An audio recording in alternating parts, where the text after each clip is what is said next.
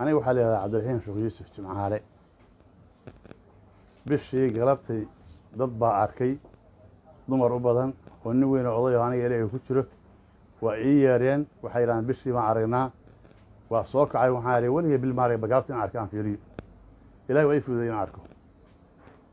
bishii in arkaa ilaahay ii fududeeyey waa arkay indhahaygaan ku arkay ilaa aan suuradda tabaari ka bilaabo ka dhameeyey baan fiirsanayay xaqiiqan u arkay waa xaqiiqii inay bishii tahay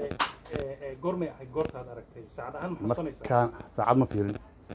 saacad maana fiirin laakiin markaan afar ku dhex jiray ahayd inta afurka ku dhex jirtay bay ahayd xagee joogtay markaa waxaan joogay gurigeyga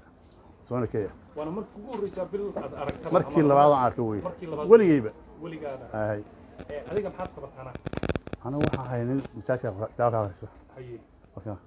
marka diyaar ma u tahay arrintan inaad wasaaradda awqaafta iyo diinta aad u xaqiijiso si dadka islaamka ah aragtidaada ay berri ugu ciidaan inaan xaqiijiyo diyaar baan diyaar baad u tahay diyaar baan mahadsan tahay magacaaga hal mar igu celi cabdiraxiim sheekh yuusuf jimcaale oo ku nool degmada hodan soona key gobolka banaadir gobolka banaadir waad mahadsan tahay